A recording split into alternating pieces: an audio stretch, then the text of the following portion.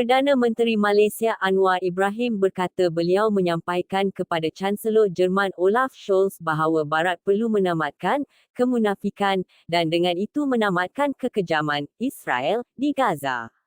Ibrahim, bercakap kepada agensi berita Turki Anadolu, berkata bahawa dia menyatakan dengan sangat jelas kepada Scholz bahawa pemimpin Barat mesti menghentikan kemunafikan dan mengambil langkah untuk menghentikan pembersihan etnik Israel terhadap rakyat Palestin di Gaza. Kerana masalahnya bukan pada 7 Oktober, katanya, sambil menyatakan bahawa pasukan pendudukan Israel diarahkan untuk menyerang Gaza dengan pasukan, tidak seperti sebelum ini. Masalahnya ialah keseluruhan layanan dan penjajahan dan apartheid dan pembersihan etnik di Gaza yang mesti dihentikan sekarang, kata Ibrahim kepada Scholz. Dan masyarakat antarabangsa perlu mengambil langkah sekarang untuk menyelesaikan masalah itu. Mereka tidak boleh gagal dalam tugas moral mereka.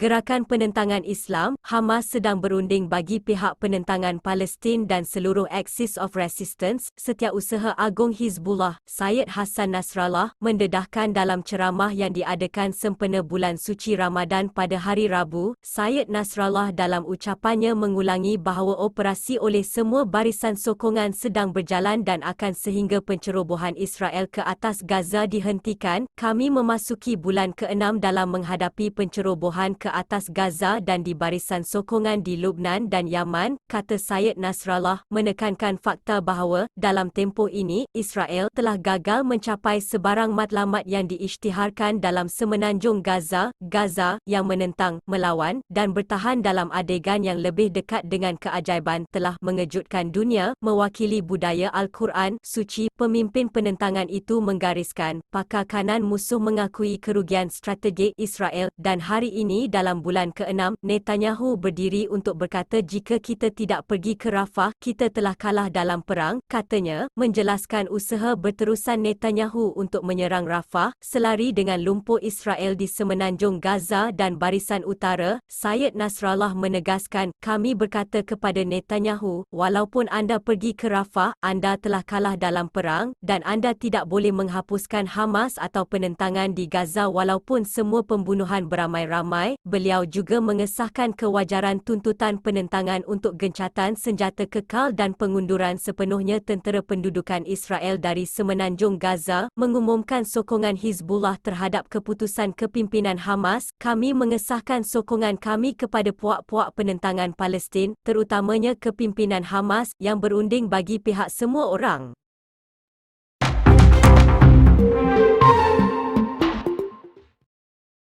Perdana Menteri Israel Benjamin Netanyahu sedang mempertimbangkan kemungkinan untuk memansuhkan Kabinet Perang dan merujuk keputusan kepada kerajaan campuran yang diperluaskan. Menurut media Israel, pihak berkuasa Israel menyatukan proses membuat keputusan penting dalam majlis 5 anggota yang termasuk Netanyahu, Menteri Keselamatan Yoav Gallant, Pemimpin Perpaduan Negara Benny Gantz dan Gadi Eisenkot, dan Menteri Hal Ehwal Strategik Ron Dermer, digelar Kabinet Perang. Walaupun Gantz dan Eisenkot, antara ahli politik popular Israel yang lain, meneruskan sebahagian besar penentangan Israel terhadap kerajaan campuran yang lebih besar, para pemimpin pergerakan Perpaduan Nasional mengetepikan perbezaan mereka dengan Netanyahu dan menyertai usaha untuk melancarkan pencerobohan genosida ke atas semenanjung Gaza. Bagaimanapun, Kabinet Perang telah dibelenggu dengan perbalahan mengenai pelbagai pertikaian strategik dan dalaman. Yang terbaru ialah lawatan tanpa kebenaran Gantz ke Amerika dan negara barat yang lain. Pada hari Selasa, Ketua Parti Harapan Baru, Gideon Saar, menamatkan perkongsiannya dengan Gerakan Perpaduan Nasional. Gantz dan Eisenkot, atau yang dikenali sebagai Kem Negara dalam kalangan Israel. Saar adalah sebahagian besar gerakan pembangkang dan keputusannya untuk berpisah dibuat selepas dia menuntut untuk dimasukkan ke dalam Kabinet Perang.